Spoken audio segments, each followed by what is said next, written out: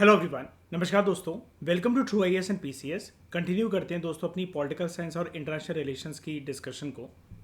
हम evolution of political theory के बारे में पढ़ रहे थे और अभी तक हम लोगों ने बहुत सारे पॉलिटिकल फिलोसफर्स के बारे में पढ़ा कि उनके दिए दिए गए पॉलिटिकल थॉट और पॉलिटिकल आइडिया से कैसे पॉलिटिकल थ्योरी ईजाद हुई। इसी के साथ हमने पॉलिटिकल फिलोसफर्स के नेम लेने से पहले ये भी डिस्कस करा था कि एंशियंट टाइम्स में, मेडिवल टाइम्स में और फिर आगे चलकर पॉलिटिकल थ्योरी की धीरे धीरे करके डेवलपमेंट कैसे हुई। आज के लेक्चर में हम बात करेंगे दोस्तों कार्ल मार्क्स के बारे में। अब आपको कार्ल मार्क्स का आइडिया काफ़ी अच्छी तरीके से समझ में आएगा क्योंकि मैंने आप लोगों को पहले ही क्लियर कर दी थी मार्क्सिज्म की थ्योरी और उसी के साथ मार्क्सिज्म कैसे डिराइव होती है सोशलिज्म से। तो वो जो चीज़ मैंने आपको समझाई थी प्रीवियस लेक्चर्स के अंदर, डिफरेंस या को differences between and also similarities between socialism and Marxism, उसके बेसिस पर आप कार्ल मार्क्स के आइडियाज़ को काफ़ी अच्छी तरीके से अब समझ पाओगे। लेकिन इस लेक्चर के अंदर काफ़ी डिटेल में हम डिस्कस करेंगे कार्ल मार्क्स के एक कॉन्सेप्ट को, उसके एक फिलोसफिकल आइडिया को, जो कि है डायलेक्टिक मटेरियलिज्म। और कार्ल मार्क्स के लिए डायलेक्टिक मटेरियलिज्म क्यों इम्पॉर्टेंट है as compare to dialectic idealism. सबसे पहले तो हम इन कॉन्सेप्ट्स का मतलब जानेंगे इस लेक्चर के अंदर और फिर इसके आइडिया को, कार्ल मार्क्स के इस डायलेक्टिक मटेरियलिज्म के आइडिया को डिटेल में डिस्कस करेंगे। लेकिन डायलेक्टिक मटेरियलिज्म का आइडिया जो है वो कहीं ना कहीं, जो मैंने आपको मार्क्सिज्म की थ्योरी के अंदर कार्ल मार्क्स के 3 इंपॉर्टेंट पिलर्स बताए थे उसकी विचारधारा के, जिसके अंदर से एक पिलर था हिस्टोरिकल मटेरियलिज्म, जिसकी वजह से अल्टीमेटली जो क्लास स्ट्रगल है वो इनिशिएट होती है। तो ये सारी बातें जो हैं इस लेक्चर के अंदर हम करेंगे, जो कि हमने प्रीवियस लेक्चर के अंदर करी हुई हैं अच्छे से डिस्कस। ठीक है, तो सबसे पहले दोस्तों हम बात करते हैं कार्ल मार्क्स के आइडिया की। देखो, हम जानते हैं कि कार्ल मार्क्स जो है वो सपोर्टर था कि इस बात का कि वर्किंग क्लासेस को अपना अधिकार जो है वो मिलना चाहिए। राइट, इस चीज़ में तो कोई डिनाई कर ही नहीं सकता कि कार्ल मार्क्स ने वर्कर्स के आइडियाज़ के लिए, वर्कर्स के हित के लिए आवाज़ उठाई थी।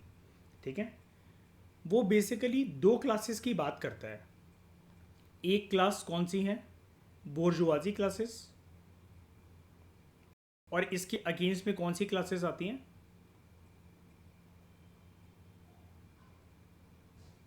प्लोरिटेरिएट, है ना। तो बोर्जुआजी क्लासेस कौन है? ये कैपिटलिस्ट क्लास है। कार्ल मार्क्स कहता है कि बोर्जुआजी क्लास की इकोनॉमिक सिस्टम्स के अंदर, दुनिया में आप कहीं पर भी जाओ तो उनकी इकोनॉमिक सिस्टम्स की, बोर्जुआजी क्लासेस के इकोनॉमिक सिस्टम के अंदर डोमिनेंस हमें देखने को मिलती है। तो कार्ल मार्क्स बोर्जुआजी को बोलता है कि वो एक पूंजीवादी क्लास है, वो एक कैपिटलिस्ट क्लास है जिसने अपने हाथ में सभी के सभी इकोनॉमिक रिसोर्सेज को कॉन्सेंट्रेट करके रखा हुआ है and who owns the means of production. और यही वो क्लास है who owns the means of production in terms of कि जो फैक्ट्रीज हैं, जो लैंड्स हैं, उन पे अधिकार इन पूंजीवादी व्यक्तियों का होता है। सारे मतलब बेसिकली कुल मिलाकर अगर हम एक टर्म में बोलें इसको, इकोनॉमिक रिसोर्सेज के ऊपर, उन इकोनॉमिक रिसोर्सेज का सहारा लेकर कार्ल मार्क्स कहता है कि जो भी इकोनॉमी के अंदर गुड्स एंड सर्विसेज प्रोड्यूस होते हैं उनको तो वर्कर्स प्रोड्यूस करते हैं, लेकिन उन गुड्स एंड सर्विस को प्रोड्यूस करने के बाद जो इकोनॉमिक बेनिफिट्स जो डिराइव होते हैं वो पूरे के पूरे इनके पास जाते हैं, पूंजीवादी व्यक्तियों के पास। तो वो इनके वर्चस्व की बेसिकली निंदा करता है। और कार्ल मार्क्स के विचारधारा के अंदर जो दूसरी क्लास है, इकोनॉमिक क्लास, वर्किंग क्लास के जो लोग हैं, जो वर्कर्स हैं, लेबरर्स हैं, उनको कार्ल मार्क्स बोलता है, एक टर्म से डिनोट करता है, संबोधित करता है, डैट इज प्लोरिटेरिएट। तो ये वो वर्किंग क्लास हैं जो कि अपने लेबर को, अपनी मेहनत को, अपने खून पसीने को सेल करते हैं और ये सिर्फ एक ही चीज़ पर टिके हुए हैं। ठीक है, on their wages, on their wages, on their salary. तो कार्ल मार्क्स के थ्रू हमें एक क्लास बेस्ड अंडरस्टैंडिंग मिलती है पॉलिटिक्स की। और यहाँ पर वो दो क्लासेस के बारे में बात कर रहा है, एक पूंजीवादी व्यक्ति यानी कि कैपिटलिस्ट क्लास, जिसको कार्ल मार्क्स ने अपनी थ्योरीज के अंदर एक टर्म से डिनोट करा, बोर्जुआजीज, और दूसरी वो क्लास जो कि अपनी मेहनत मजदूरी करके इन जो वर्चस्वधारी अर्थव्यवस्था के अंदर, जो समाज के अंदर जो लोग हैं, बोर्जुआजी जो क्लास हैं, इनके जो आलीशान महल हैं, बंगलोज हैं, लंबी लंबी आलीशान गाड़ियाँ जो उनके पास हैं, जो इतनी रिचनेस से एंजॉय कर रहे हैं, वो इसलिए कर पा रहे हैं क्योंकि ये जो economic class, worker class, labour जो हैं, ये अपनी लेबर को, अपनी मेहनत मजदूरी को सेल कर रहे हैं सिर्फ कुछ चुनिंदा पैसों के लिए, ताकि इनका घर चल सके। तो ये इस क्लास बेस्ड को हाईलाइट करता है। Basically class based understanding of politics, जैसा कि मैंने आपको बताया था, ये कुछ नहीं है, जो हमने क्लास स्ट्रगल का आइडिया जो पढ़ा था ना प्रीवियस लेक्चर्स के अंदर अंडर मार्क्सिज्म, ये उसी क्लास स्ट्रगल के बारे में है। अब इसी क्लास स्ट्रगल को जनता को समझाने के लिए जब कार्ल मार्क्स ने बड़ी सारी अपनी बुकलेट्स, पैम्फलेट्स, ये सब लिखना, आर्टिकल्स वगैरह छापना जब शुरू करे थे, तब उसने एक बहुत इंपॉर्टेंट कॉन्सेप्ट दिया था डायलेक्टिक मेटेरियलिज्म का। और कार्ल मार्क्स ने अपनी मार्क्सिज्म थ्योरी के अंदर हमें ये बताया था, कार्ल मार्क्स इस चीज़ को सपोर्ट करता था कि डायलेक्टिक मेटेरियलिज्म ज़्यादा एपेक्स पॉइंट पर होता है as compare to dialectic idealism, जिसको कुछ थिंकर्स मानते थे लाइक हेगल। तो हेगल को क्रिटिसाइज करा था कार्ल मार्क्स ने अलोंग विद फ्रीडरिच एंजल्स। ठीक है, तो सबसे पहले हम ये मतलब समझते हैं कि what do we mean by this term of dialectic materialism.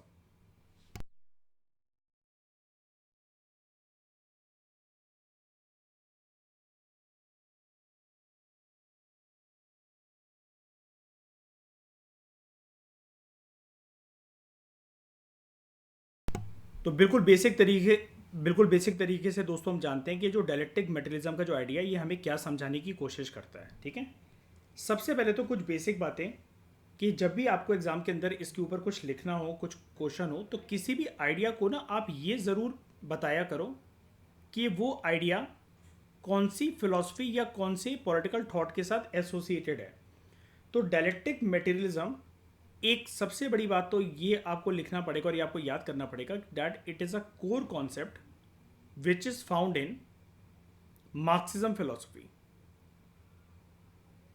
Marxism philosophy के अंदर ये डायलेक्टिक मेटेरियलिज्म का जो आइडिया है, ये कोर कॉन्सेप्ट है, जो कि ये मानता है कि जो सच्चाई है, जो रियलिटी है, ठीक है, रियलिटी सबसे बड़ी बात तो डायनेमिक है।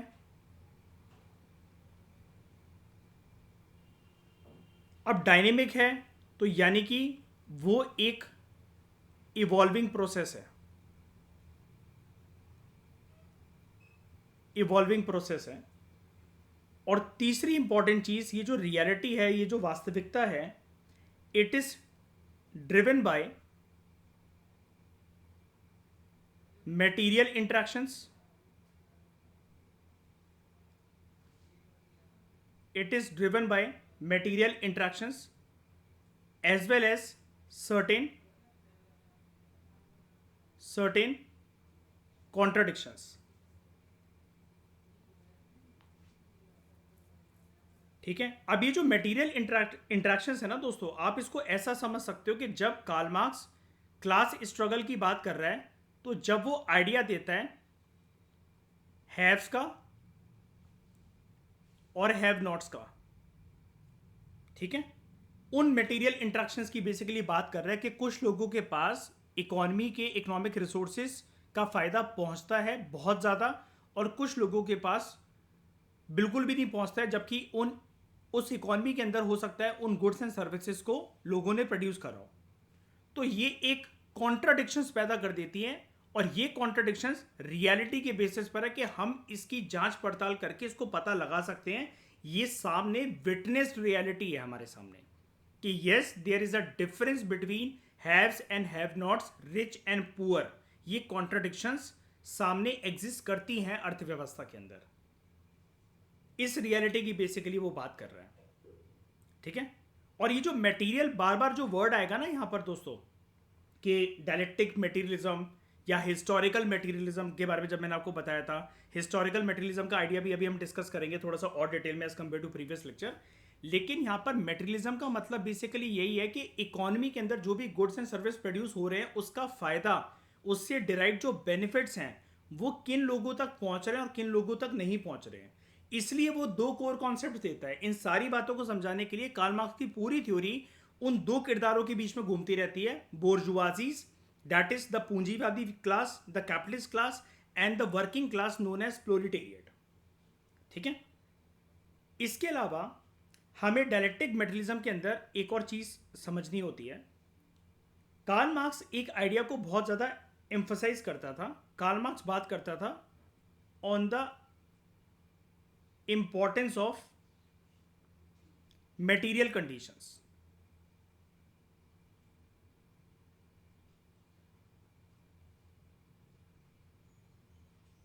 मटेरियल कंडीशंस, कार्ल मार्क्स कहता है ये जो मटेरियल कंडीशंस एग्जिस्ट करती है ना समाज के अंदर, किसी के पास बहुत ज़्यादा रिसोर्सेज हैं, किसी के पास बिल्कुल भी नहीं है। कुछ लोगों के पास बहुत ज़्यादा पैसा है, ठीक है, वो एसी वाले कमरों के अंदर बैठ के डिसीजंस लेते हैं, और कुछ लोग अपनी खून, पैसे और मेहनत करके ऐसे पूंजीवादी व्यक्तियों की जेबें भरते हैं। कुछ लोग सिर्फ थोड़ी सी वेजेस के लिए काम करते हैं, और कुछ लोग ऐसे हैं समाज के अंदर जो कि दूसरों को वेजेस देते हैं। अल्टीमेटली वही बात है बोर्जुआजी एंड प्रोलेटेरिएट की।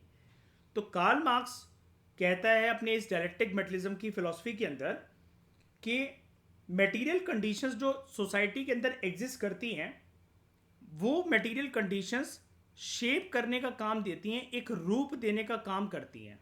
किस चीज को? विचारधारा को, थॉट को। और जब ये विचारधारा लोगों को समझ में आएगी, इसके बाद लोग जब अपने अधिकारों के लिए आवाज उठाएंगे, तो इससे अभी तक जो सोशल स्ट्रक्चर चला आ रहा है समाज का, वो भी चेंज होगा। कार्ल मार्क्स कहता है कि लोग अपने अधिकारों के लिए आवाज उठाते नहीं है, उठाना जानते नहीं है। इस वजह से समाज का ये जो ढांचा है, जो सोशल स्ट्रक्चर है, और जो लोगों की विचारधारा है, वो डरपोक होने की हो गई है, गुलामी करने की लोगों की आदत हो गई है, गुलामी सहन करने की।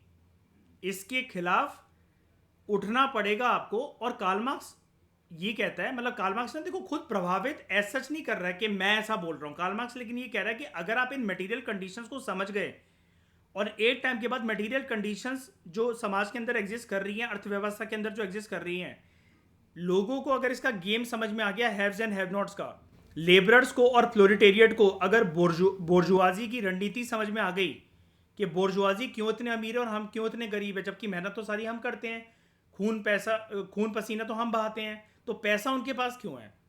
तो कार्ल मार्क्स ये कहता है, this is a very important idea, कि एक टाइम के बाद जब इंसान की सहन शक्ति जो है वो जब चरमराने लग जाएगी ना, तो उसकी वजह से समाज के अंदर एक विचारधारा के अंदर परिवर्तन आएगा। और अभी तक जो समाज का जो अस्तित्व है, जो उसका ढांचा है, उस ढांचे के अंदर भी आपको कुछ चेंजेस, कुछ रिफॉर्म्स देखने को मिलेंगे। और ये मटेरियल कंडीशंस इन थॉट और सोशल स्ट्रक्चर्स को शेप करने में, चेंज करने में मदद करती हैं। कार्ल मार्क्स ये कहता है इस थॉट और सोशल स्ट्रक्चर की बात करते हुए कि जो आइडियाज होते हैं ना, जैसे अब यहां पर इंसान का ये जो थॉट है ये इमर्ज होगा, proletariat section of the society का थॉट इमर्ज होगा, और वो सोशल स्ट्रक्चर को चेंज करने की कोशिश करेंगे। तो कार्ल मार्क्स कहता है हमेशा जब भी सामाजिक व्यवस्था को लेकर लोगों के मन में कोई विचार आता है, जो उनके आइडियाज उत्पन्न होते हैं, अल्टीमेटली यही वो प्रोडक्ट्स बनेंगे, यही वो आउटकम्स बनेंगे, ठीक है, मटेरियल एग्जिस्टेंस के।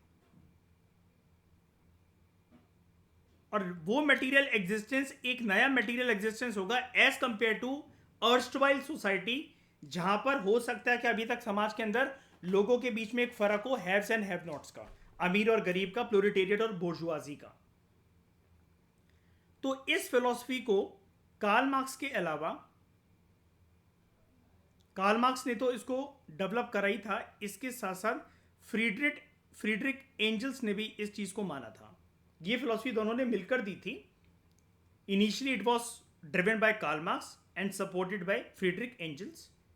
इन्होंने इस फिलॉसफी को डेवलप करा था ताकि ये क्रिटिसाइज कर सकें, ताकि ये एक प्रॉपर तरीके से एक क्रिटिक प्रेजेंट कर सकें ऑफ कैपिटलिज्म, पूंजीवादी व्यक्तियों के खिलाफ, बोर्जुआजी के खिलाफ। और इन्होंने बोला था ये जो हिस्टोरिकल मेटेरियलिज्म से डिराइव होते हुए डायलेक्टिक मेटेरियलिज्म का जो आइडिया है, यही एक तरीके से एक पाथ बनेगा जिसमें हम क्रिटिसाइज करेंगे पूंजीवादी व्यक्तियों को। ये एक रास्ता बनेगा टूवर्ड्स, जैसा कि प्रीवियस लेक्चर्स में मैंने आपको बताया था, टूवर्ड्स कम्युनिस्ट सोसाइटी, जहां पर प्लोरिटेरियट को उनके अधिकारों से वंचित नहीं रखा जाएगा, सबको बराबरी का अधिकार मिलेगा। यहां तक आप लोगों को बात समझ में आई? निर्वैर, मयूर, कोई दिक्कत?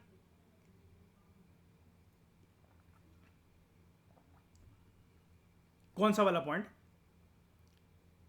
हाँ, मैं पूरा एक बारी समरी दे देता हूं, कोई दिक्कत नहीं है, ये नई चीज है, एक बारी आराम से समझना, ठीक है, कोई बात नहीं।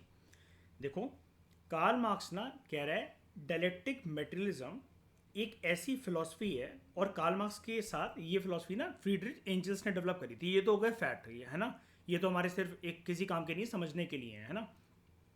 ये फिलॉसफी ये कहती है मयूर कि जो वास्तविकता है ना, आज जो रियलिटी है ना समाज की, वो रियलिटी स्थिर नहीं है, एक ना एक दिन वो चेंज होगी, क्योंकि रियलिटी अपने आप में एक डायनेमिक है। और ये चीज़ हमने हर फिलोसफर्स के कॉन्टेक्स्ट में इंट्रोडक्शन में डिस्कस करी, अगर आप जानो तो, कि कभी भी कोई चीज़ जो आज आपको दिख रही है समाज की वास्तविकता, उसका ढांचा समाज के अंदर किसी भी चीज़ को लेकर, जैसे बटन वाले फ़ोन चलते थे, अब स्क्रीन वाले फ़ोन आ गए हैं, है ना।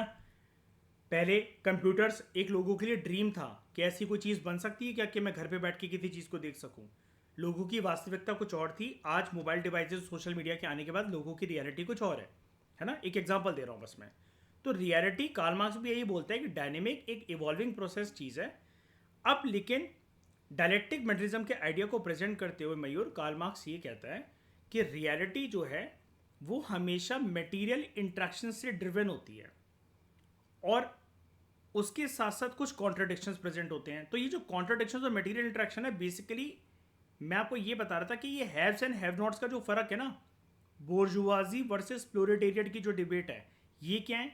ये है हैव्स, है ना, और ये प्लोरिटेरियट क्या है? Have nots. इनके पास कुछ भी नहीं है। तो कार्ल मार्क्स कहता है कि ये जो मटेरियल इंट्रैक्शंस हैं, कि किसी के पास ज़्यादा रिसोर्सेज है, किसी के पास कम है, इसकी वजह से समाज के अंदर ना उथल पुथल होगी, कॉन्ट्राडिक्शंस आएंगे। और वो इसी के चलते इंपॉर्टेंस हाईलाइट करता है मटेरियल कंडीशंस की। मटेरियल कंडीशन मतलब वो ये बोलता है कि जब कुछ लोगों को समाज के अंदर आगे चलकर ये समझ में आएगा, हम मेहनत मजदूरी पसीना बहाकर पूरे दिन मेहनत करते हैं, हमें हल्की फुल्की रकम मिलती है जिसमें हमारा घर चलाना भी मुश्किल हो जाता है। वहीं पर कुछ लोग ऐसे हैं जिनसे हम सैलरी अपनी लेते हैं, लेकिन वो कुछ भी नहीं करते और फिर भी वो इतने अमीर हैं। तो कार्ल मार्क्स कहता है जिस दिन लोगों को ये वाली सोच समझ और रियलिटी दिखने लग जाएगी ना, उनका दिमाग काम करेगा, उनके अंदर वो थॉट जागरूक होगा, और तब वो एक दृढ़ संकल्प के साथ एक्शंस लेंगे कि समाज के अंदर इस ढांचे को चेंज कैसे करना है। आप समझ रहे हो ना यहाँ पर आप दोनों, मयूर निर्वैर? ये एक प्रकार से रेवोल्यूशन की चिंगारी को भड़का रहा है अपनी विचारधारा में ये बोलकर। अभी इसने रेवोल्यूशन वर्ड यूज नहीं करा है, लेकिन ये जो एक बात बताओ, जब ये कह रहा है ना, जैसे मतलब मान लो मैं आपको कहूँ, मयूर जहाँ तुम काम करते हो ना, तुम खुद सोच के देखो तुम्हारा बॉस इतना अमीर क्यों है, और तुम तो उससे डबल मेहनत करते हो, है ना। मेहनत करके अगर पसीना बहाकर अगर कोई करोड़पति बन सकता तो मयूर तुम तो कब के बन जाते। तो अब मैं क्या कर रहा हूँ कि आपकी विचारधारा को जागरूक करने की कोशिश कर रहा हूँ। और फिर मैं अगर आपसे ये बोलने लगूँ, मयूर तुम अपने अधिकारों के लिए आवाज़ क्यों नहीं उठाते हो, विरोध क्यों नहीं करते हो, तुम गुलामी में जीना क्या तुम्हें पसंद है क्या? तुम नहीं चाहते क्या तुम्हारे बीवी बच्चों के पास आलीशान गाड़ी हो, बंगला हो, घर हो, तुम भी रईस बनो? तो अब क्या कर रहा हूँ मैं आपके थ्रू इस सोशल स्ट्रक्चर को चेंज करवाने की कोशिश कर रहा हूँ, आपको भड़का कर, आपके दिमाग में कोई बात डालकर। समझ रहे हो? हालांकि हम कार्ल मार्क्स को कभी भी ये नहीं बोलते हैं, कभी ऐसा मत लिखना। एक मैं आपको बस एग्जांपल बता रहा था, भड़काने वाला शब्द कभी भी कार्ल मार्क्स के साथ मत लिखना। कार्ल मार्क्स की इज्जत ना दुनिया में इसलिए करी जाती है, इवन हमारे क्रांतिकारियों को देख लो, भगत सिंह और ये HSRA की पार्टी के जितने लोग थे, ये सब, ये जो कार्ल मार्क्स वगैरह जैसे जो लोग थे, फ्रीडरिक एंजल्स वगैरह, इनकी रिस्पेक्ट वो इसलिए करते थे। और आगे चलकर जैसे रशियन जो मार्क्सिस्ट जो लीडर्स थे, व्लादिमीर इलिच उलियानोव लेनिन, ठीक है, और स्टालिन, इनकी रिस्पेक्ट इसलिए करी जाती थी बिकॉज ये माना जाता है कि ये तो खुद अच्छे खासे परिवार के लोग थे। कार्ल मार्क्स कोई गरीब सड़क से उठकर आया हुआ कोई आदमी नहीं है, बहुत अच्छा बैकग्राउंड है उसका, आप जानोगे आगे चल के लेक्चर में जब हम इसके बैकग्राउंड को जानेंगे। बहुत अच्छा खासा अमीर है वो, लेकिन उसने फिर भी मजदूरों और working section of the society के अधिकारों की बात करी है, तो उसकी इज्जत बढ़ेगी ना। आप मुझे एक बात बताओ, अगर समाज के अंदर कुछ गरीब लोग हैं और गरीब लोग ही उसकी आवाज़ उनके लिए आवाज़ उठाए, तो शायद से इतना ज़्यादा फर्क ना पड़े उस समाज के लोगों को। वो कोई दृढ़ संकल्प के साथ कोई संकल्प लेते हुए कुछ सामाजिक व्यवस्था को चेंज करने के लिए कुछ एक्शंस ना ले, हो सकता है। लेकिन वहीं पर उन गरीब लोगों की सहायता करने के लिए बहुत अमीर आदमियों के ग्रुप को छोड़कर उन गरीब आदमियों को बेसिकली इंस्पायर करे, आगे बढ़ने का एक हौसला दे, और उसका कोई भी पर्सनल स्वार्थ ना जुड़ा हो, कोई भी अपना पर्सनल बेनिफिट या पर्सनल स्वार्थ ना जुड़ा हो।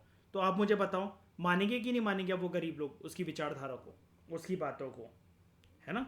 यही कार्ल मार्क्स यहाँ पर करने की कोशिश कर रहा है। इसलिए इतिहास के पन्नों में कभी भी कार्ल मार्क्स के साथ, देखो क्रिटिक्स तो हर थिंकर के होते हैं, क्रिटिक्स तो यार आम इंसान के भी होते हैं। आपका कोई ओपिनियन होगा, अगर आप चाय की टपरी पर खड़े होकर अखबार पढ़ते हुए अगर आप कोई अपना ओपिनियन दे रहे हो, तो उसके भी काउंटर आर्गूमेंट्स निकलेंगे। तो फिलोसफर्स के थ्योरीज के पीछे, ये थ्योरीज के पीछे, इनकी पॉलिटिकल आइडिया एंड थॉट के पीछे कुछ क्रिटिक्स अगर आते हैं, तो वो क्रिटिक्स लाजमी है, वो नेचुरल है, उसमें कोई ऐसा नहीं है कि उन क्रिटिक्स को हमें मानना ही होता है। क्योंकि हर एक पर्सन अगर कोई एक बात कह रहा है तो ठीक है यार, उसने अपनी सोशल सर्कमस्टांसेस, इकोनॉमिक सर्कमस्टांसेस के हिसाब से जो भी माहौल चल रहा था उसके हिसाब से बोली, आगे हो सकता है वो लागू ना हो। आप जैसे प्लेटो का आइडिया जो फिलोसफर किंग का था, अपने समय में प्लेटो ठीक बोल रहा है अपने हिसाब से, लेकिन आज हमारी कंट्री में वो लागू नहीं हो सकता है। ब्रिटेन में हाँ, अगर मोनार्किकल सिस्टम में अगर कोई दिक्कत आ जाती है ब्रिटेन में, तो क्या पता वहाँ पर वो आइडिया लागू हो अच्छे थे, क्योंकि वहाँ पर तो है ही मोनार्किकल सिस्टम। हम तो फिर भी पार्लियामेंट्री डेमोक्रेसी को फॉलो करते हैं, जहाँ पर राजा और रानी का कंसेप्ट ही नहीं होता। मैंने आपको काफ़ी बार बताया ये वाली बात, है ना? तो ये यहाँ तक ये वाली बात कर रहा है। उसके बाद ये बोलता है कि मयूर, कि ये जो आइडियाज़ है ना, जब लोगों की विचारधारा जो है वो बदलेगी अपनी वास्तविकता को देखते हुए, अपनी रियलिटी को देखते हुए, और रियलिटी किससे डिराइव्ड है? मटेरियल कॉन्ट्राडिक्शन से, ठीक है, इन मटेरियल इंट्रैक्शन से। कॉन्ट्राडिक्शन मतलब किसी के पास ज़्यादा है, किसी के पास कम है, हैव्स एंड हैव नॉट्स। तो ये जो आइडियाज़ हैं, ये अल्टीमेटली प्रोडक्ट होते हैं मटेरियल एग्जिस्टेंस के। मटेरियल एग्जिस्टेंस मतलब यही आइडियाज़ आपको समझाएंगे कि अभी तक जो हैव एंड हैव नॉट्स का जो फर्क है, इसको कैसे चेंज करके आपको एक नया मटेरियल एग्जिस्टेंस की स्थापना करनी है, कि जिसमें सब लोगों को उनकी मेहनत के अनुसार, ये कोई भी आप एक ऐसा पैरामीटर बनाओ जिसमें गरीब और अमीर का फर्क ही ना हो, बोर्जुआजी और प्रोलेटेरिएट के जो कॉन्सेप्ट्स हैं वो मिट ही जाए। और बोर्जुआजी ये वाला काम प्यार से करने को नहीं मानेंगे, तो आगे चलकर वो बोलेगा, अभी तो नहीं बोल रहे इस थ्योरी के अंदर, अभी इसमें रेवोल्यूशन का कोई जिक्र नहीं करेगा कार्ल मार्क्स, लेकिन ये एक प्रकार से उसका रेवोल्यूशन अगर आग है, क्रांति अगर कार्ल मार्क्स के लिए एक आग है, तो ये उसका जो आइडिया है हिस्टोरिकल मेटेरियलिज्म और डायलेक्टिक मेटेरियलिज्म का जो आइडिया है, वैसे काफ़ी ज़्यादा दोनों आइडियाज ओवरलैप ही करते हैं, इस लेक्चर में आपको कंप्लीट क्लैरिटी मिल जाएगी। हिस्टोरिकल मेटेरियलिज्म तो मैंने आपको बता दिया था, class struggle between bourgeoisie and proletariat, तो वो डायलेक्टिक मेटेरियलिज्म का एक छोटा सा पार्ट है। डायलेक्टिक मतलब क्या? वी नीड टू डिस्कस, है ना? मैं कुछ एक आइडिया दूंगा, आप काउंटर आइडिया दोगे, फिर उससे हम कंक्लूजन निकालेंगे, उस कंक्लूजन के अगेंस्ट फिर से कोई काउंटर आइडिया आएगा, फिर उन दोनों को डिस्कस करा जाएगा, फिर एक कॉमन कंक्लूजन आएगी।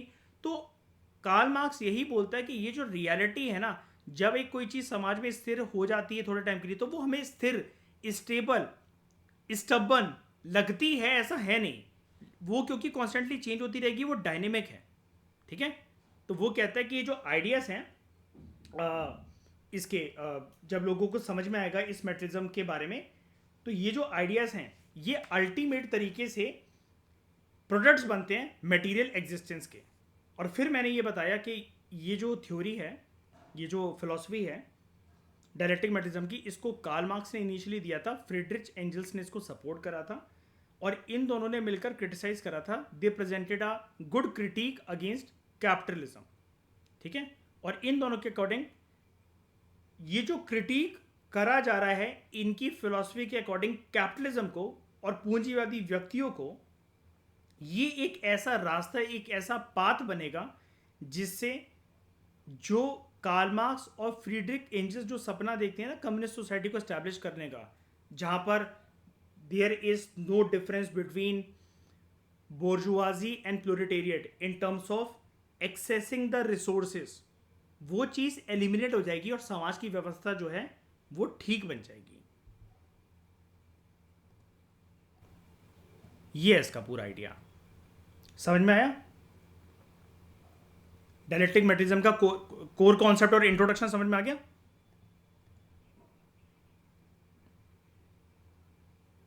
मैं वही तो कह रहा हूं, आप जो बातें कह रहे हो, आप देखो खुद एक अपने आप में आंसर दे रहे हो। देखो ये वाली बात बोलते हैं कि रियलिटी चेक करना चाहिए। मैं कहता रहा हूं, अपनी विचारधारा को इंसान बोलकर चला जाता है जब कोई और इसे रिव्यू करता है। अब आप सुनने वाले हो उसको, है ना, अब आप सुन रहे हो उसको।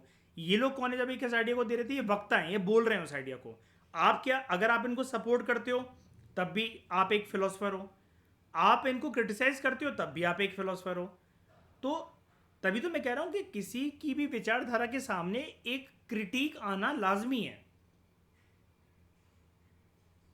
यार कुछ लोग जैसे यूपीएससी के एग्जाम को इसलिए नहीं देते हैं, उनको ये लगता है कि यार ये एग्जाम एक लक फैक्टर का गेम है, वो 1000 लोग शायद से सरकार के ही हैं, हमने तो किसी का निकलता नहीं देखा प्रीलिम्स मेंस और इंटरव्यू। लोग अपने 6 साल यहाँ बर्बाद कर देते हैं, इतने में अगर कुछ और वो करें तो वो करोड़ों अरबों कहीं कमा सकते हैं, बिकॉज उस टाइम पर उनका आइडिया फ्रेश होता है। लेकिन यहाँ पर इस दलदल में घुसते घुसते घुसते घुसते 1 अटेम्प्ट 2 अटेम्प्ट 3 अटेम्प्ट ये लोगों को ट्रेडिंग की तरह लुभाता है, एक सट्टेबाजी की तरह। अगली बार सट्टा खेल के देखता हूँ, अगली बार सट्टा खेल के देखता हूँ, अगली बार सट्टा खेल के देखता हूँ। क्योंकि इंसान जैसे सट्टे में एक उम्मीद रखता है कि कभी तो जीतूंगा, ऐसे यूपीएससी में रखता हूँ उम्मीद। लेकिन हम ऐसा मानते हैं कि अगर हम ऐसा मानने लगे तो ना मैं पढ़ा रहा होता, ना आप ये पढ़ रहे होते। हमें यूपीएससी एक वो रास्ता देखता है, जैसे मैं पर्सनली बताऊं सब लोगों को साइड हटाते हुए, कि मल्टीपल सब्जेक्ट्स को इतनी गहराई से पढ़ते हुए एक बेटर थिंकिंग वाला पर्सन बना जा सकता है इससे। मेरे को कोई लालच नहीं है कि एग्जाम निकले चाहे ना निकले। मैं टीचिंग लाइन में भी इस फील्ड से रिलेटेड खुश हूँ, एग्जाम निकल जाए तो और भी खुश हूँ, नहीं भी निकले दुखी 0.00001% भी नहीं। आईएएस नहीं बनेंगे तो प्रधानमंत्री बनेंगे, फिर आईएएस का शोषण करेंगे। लेकिन आप समझ रहे हो मयूर, एक जो आपको एग्जांपल दिया मैंने निर्वैर, कि यूपीएससी की प्रिपरेशन को लिख लो, 2 ओपिनियंस है सोसाइटी के अंदर। कई लोगों से अगर आप पूछोगे वो कहेगा भाई आज तक मैंने रेलवे का एग्जाम नहीं दिया, तुम कहोगे तुम कह रहे हो यूपीएससी की तैयारी कर लो, और भाई किसका ही निकल जाता है, तुम्हारा निकल गया क्या? और कुछ लोग होते हैं सारी बातों को दरकिनार करते हुए, they just trust the constitutional body of UPSC, it's process, उसकी टाइमलाइन, चाहे कोविड आ जाए चाहे कुछ आ जाए, एग्ज़ाम टाइम पर लेता है, प्रोसेस काफ़ी ट्रांसपेरेंट है। और कुछ लोग क्रिटिसाइज करते रहते हैं हर एक चीज़ को। तो आप जो कह रहे हो ना रियलिटी चेक आना चाहिए, तो बिल्कुल क्रिटिक आएंगे इसके। क्योंकि अभी देखो ना, ये उस टाइम पर इसने रेवोल्यूशन करवा कर सत्ता पलटवादी थी इसने, कार्ल मार्क्स ने, मैंने आपको बताया था, हम पढ़ेंगे उसके बारे में, है ना। पर आज के समय में अगर मयूर हम ऐसे पैम्फलेट्स निर्भर छापने लगे ना, तो तिहाड़ जेल पहुंचने में 24 घंटे भी नहीं लगेंगे अगर सरकार तक बात पहुंच गई। कैसे? आप रियलिटी चेक ले लो। आज के समय में ट्विटर फेसबुक पे सरकार के खिलाफ कोई पोस्ट डालते हैं, सरकार घर से उठवा लेती है, पता होगी ये वाली बात बहुत अच्छे से। और उसी के साथ ये आइडिया आया था, है ना, ये फ्रीडम वाला, और केएस पुट्टास्वामी जजमेंट के बाद राइट टू प्राइवेसी का 2017 फंडामेंटल राइट जब बनाया गया इसको, और जिसके ऊपर मेंस में 2 बार क्वेश्चन भी आ चुका है जीएस पेपर 2 में।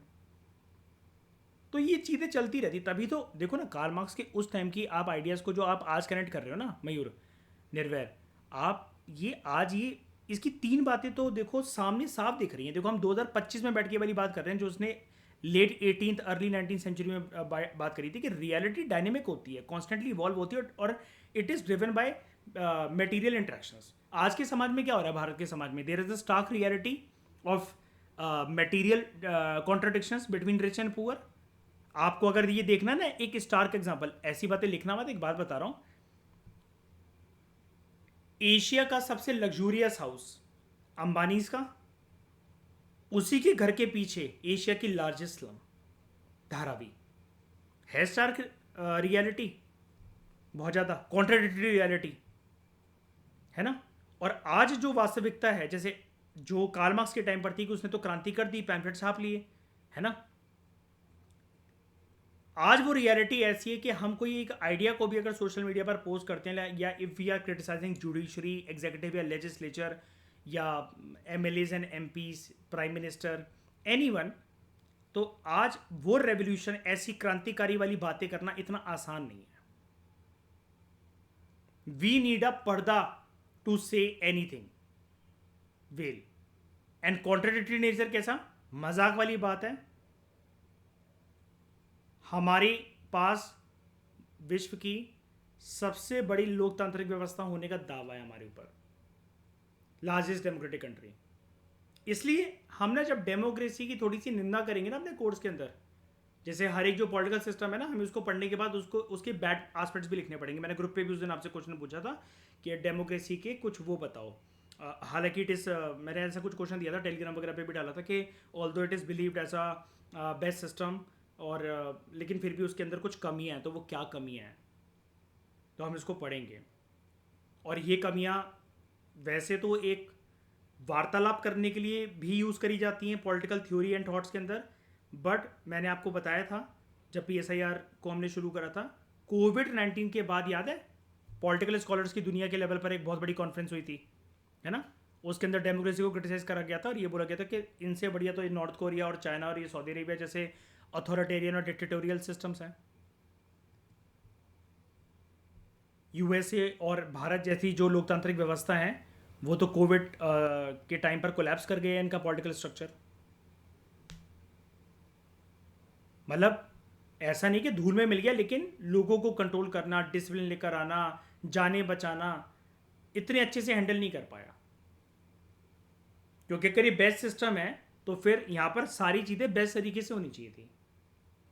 ये चल रही थी वो डिबेट, और ये तब से लेकर 2021 से लेकर अभी तक चल रही है वाली डिबेट ये।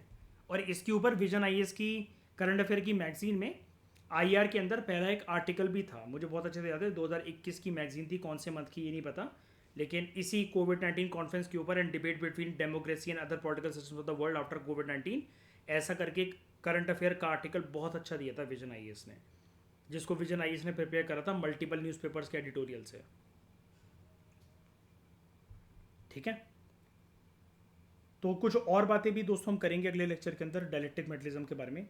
इस डिस्कशन में दोस्तों फिलहाल इतना ही। Thank you very much for discussion.